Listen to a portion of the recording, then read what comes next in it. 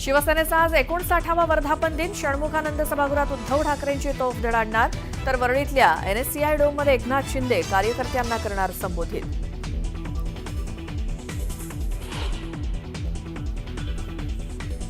राष्ट्रवादी काँग्रेसचे प्रदेशाध्यक्ष जयंत पाटलांनी घेतली उद्योगमंत्री उदय सामंतांची भेट.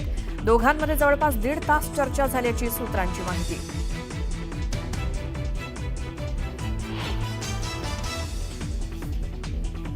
मुंबईसह उपनगरात पावसाची संततधार. पावसामुळे रेल्वे वाहतूक उशिरानं.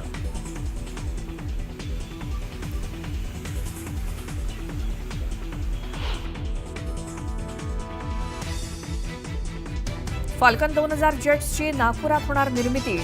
दसॉल्ट एव्हिएशनचा रिलायन्सशी करार.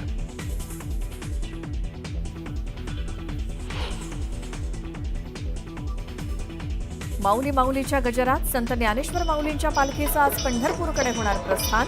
पहाटे मंदिरात नित्यपूजा संपन्न, तर आळंदीत जमला भक्तांचा मेळा.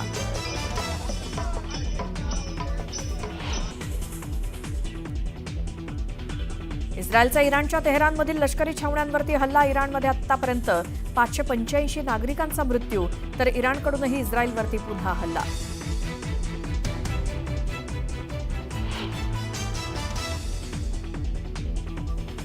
इराण इस्रायल युद्धात अमेरिकेचा हस्तक्षेप नकोच. इराणचे सर्वोच्च नेते खामेनींचं वक्तव्य.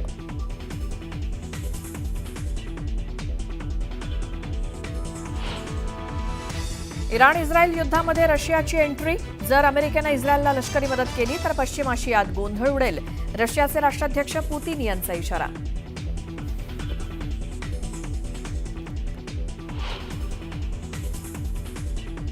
आणि ऑपरेशन सिंधू अंतर्गत 110 भारतीय विद्यार्थी इराणमधनं दिल्लीत परतले.